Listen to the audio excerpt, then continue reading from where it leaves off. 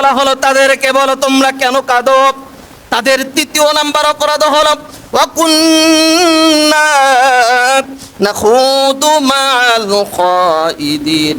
আমরা দুনিয়াতে যখন বেঁচে ছিলাম আমরা গীবত শিকায়ত করতাম, আমরা মানুষকে তহবত দিতাম। এই কারণে আমি বলবো আমরা যারা এখানে উপস্থিত আছি আজকে থেকে নিয়ত করব আমরা মানুষের গীবত শিকায়ত করব না।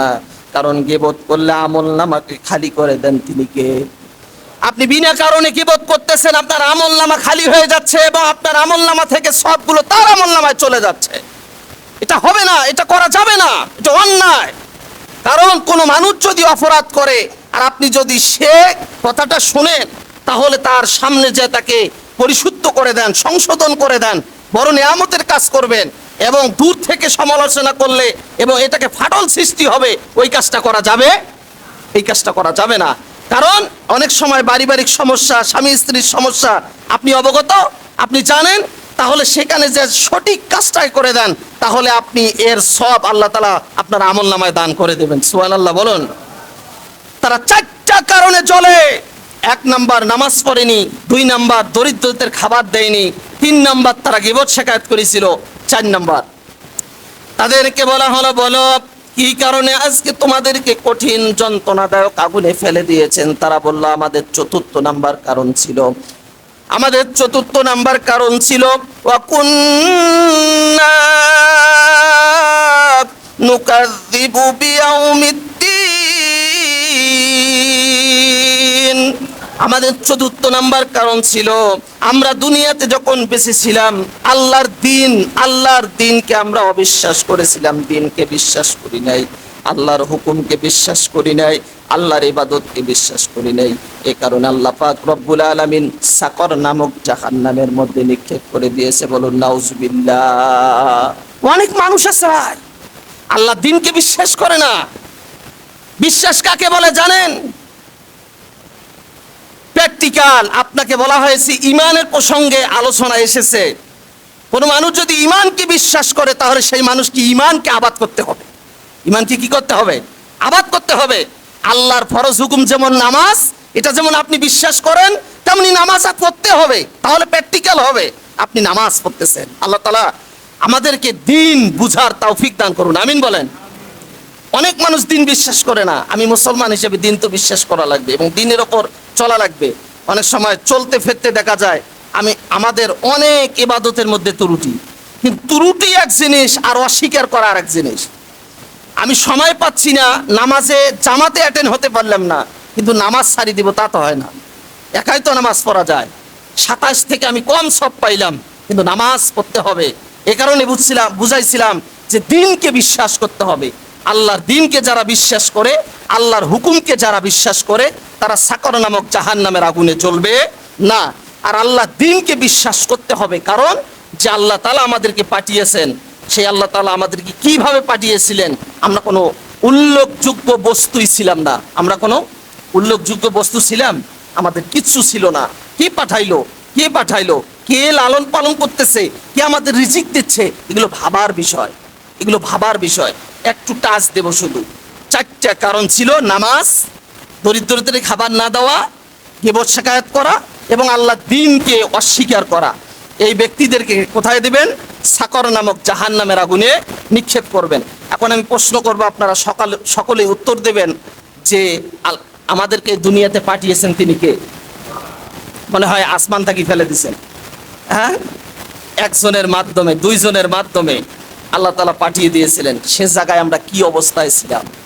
কেন আপনি আল্লাহর ইবাদত করবেন না? আল্লাহ বলতেছেন বারবার ইবাদত করো, গোলামি করো, দাসত্ব করো, মাথা নত করো, হুকুম আদায় করো।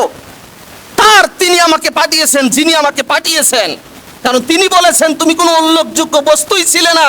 কেন আজকে তুমি বাহাদুরি দেখাও? কেন অহংকার দেখাও? কেন তোমার মধ্যে এত জোর? কেন এত শক্তি? আল্লাহ তাআলা বলে যে তুমি কি ছিলে? রব্বুল আলামিন বলেন তুমি কিছুই ছিলে না। রব্বুল আলামিন সূরা তাহারের প্রথম দিকে বলে হাল আতা আলাল ইনসানি হিনুম মিনাত তাহরি লাম ইয়াকুন শাইআম মাযকুরা ইন্না খলাকনাল ইনসানা মিন নুতফাতিন আমশাজিন نبتليه فجعلناه سميعا بصيرا রব্বুল আলামিন বলে হালা তাআলাল ইনসান হিনুম মিনাদ দাহর, তুমি কিছুই ছিলে না, তোমার মা এবং বাবা দুই জনের গভীর সম্পর্কের কারণে এক ফোঁটা নাফাক পানি দিয়ে আমি আল্লাহ পাক রব্বুল আলামিন তোমাকে তিলে তিলে তৈরি করেছিলাম। যে পানিটা দিয়ে তৈরি করেছিলাম ভেজালি নাপাক পানি, এই পানিটার কোনো মূল্য নাই এবং এই পানি এত ভেজালি যে পানি গায়ে লাগলে নাপাক হয়ে যায়, যে পানি আল্লাহ রাব্বুল আলামিন এই পানির কারণে ফরজ গোসল হয়ে যায়, এই পানির মাধ্যমে আল্লাহ পাক রব্বুল আলামিন আল্লাহ তাআলা তোমার মায়ের রেহেমের ভেতরে যাওয়ার কারণে তিলে তিলে তিলে তিলে আল্লাহ পাক রব্বুল আলামিন তোমাকে বড় করেছিলেন, রক্ত করেছিলেন, হাড্ডি করেছিলেন। কেউ দেখার ছিল না, কোনো কারিগর ছিল না। বলুন তো দেখি সেখানে কে ছিল? এই কুদরত কার? দুনিয়ার কোনো কারিগর ছিল? আমার মাও জানে না আমি কেমন অবস্থায় আছি, আমার বাবাও জানে না আমি কেমন অবস্থায় আছি। ওই কারিগর যিনি, তিনি কে? আর বলেন না আল্লাহ, জোরে বলেন আল্লাহ। ওই কারিগর হলো আল্লাহ। আল্লাহ পাক রব্বুল আলামিন বলে তিলে তিলে তিলে তিলে আমি তোমাকে বড় করেছিলাম। এক সময় তোমার বয়স যখন মায়ের পেটের ভিতরে 7 মাস হয়ে গেল কিংবা 8 মাস হয়ে গেল, তুমি একটা পূর্ণাঙ্গ মানুষ। এখন তোমার কি খাবারের প্রয়োজন দুনিয়ার কেউ জানে? তোমাকে গরম দিলে কেমন হবে, তোমাকে ঠান্ডা দিলে কেমন হবে, তুমি শীতল খাবে নাকি টাইট খানা খাবে, কি দরকার তোমার, এটা তোমার মাও জানে না, তোমার বাবাও জানে না, তোমার প্রতিবেশী জানে না।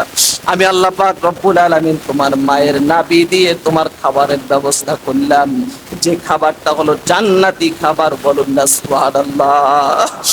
এ মানুষ, দুনিয়ায় যখন তোমার জন্ম হলো, দুনিয়ার মাটিতে যখন আসলে, যখন তোমাকে দুনিয়ার জমিনে ফেলাইলাম, তখন তোমাকে দেখে সবাই আনন্দ হয়ে গেল, খুশি হয়ে গেল। কিন্তু কিছুদিন যাওয়ার পরে, কয়েকদিন যাওয়ার পরে তোমাকে কিভাবে গঠন করতে হবে, তুমি কিভাবে বড় হবে এটা কেউ জানে না। জানেন কি? এখন যদি তোমার মায়ের দুধটাকে আমি গরম করে দেই তাহলে জিহ্বাটা তো পোড়া যেতে পারে, আবার যদি ঠান্ডা করে দেই তাহলে তোমার নিউমোনিয়াও হতে পারে। এই যে এত সুন্দর করে যে আল্লাহ পাক রব্বুল আলামিন আমাদেরকে ছোট্ট থেকে বড় করলো, সেই আল্লাহর গোলামি এবং দাসত্ব করার দরকার আছে না নাই? নামাজ পড়ার দরকার আছে না নাই? আল্লাহর হুকুম আদায় করব, কারণ আল্লাহ পাক রব্বুল আলামিন বলেন মান্দা, কারণ নামাজ আল্লাহ তাআলার আমার কাছে এত প্রিয়।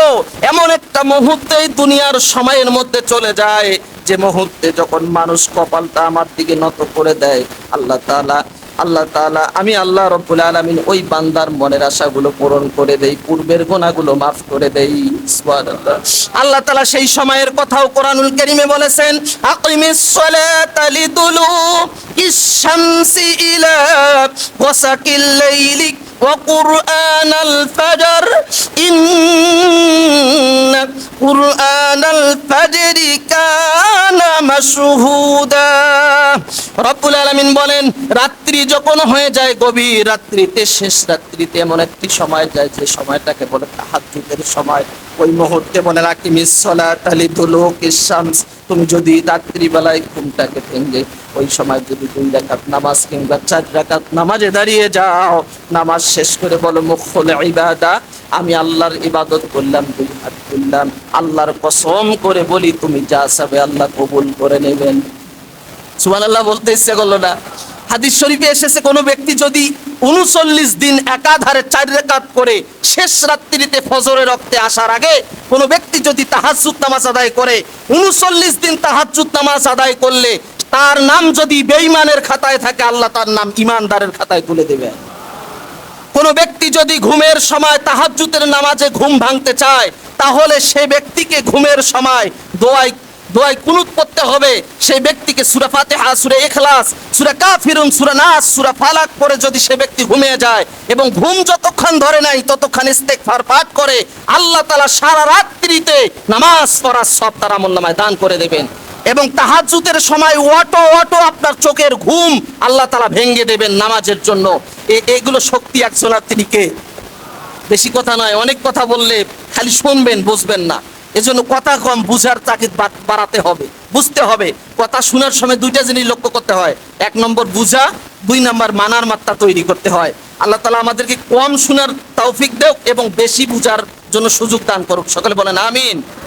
আল্লাহ তাআলা আমাদের এই অল্প কথায় ভুলগুলোকে সংশোধন করার এবং ভালোগুলোকে মানার তৌফিক দান করুক। নাসরুম মিনাল্লাহ, ফাতহুন করিব, অবাশশিরিল মুমিনিন। যারা সুন্নাত পড়ে নাই, কিবলা জুমা 4 রাকাত সুন্নাত পড়ে।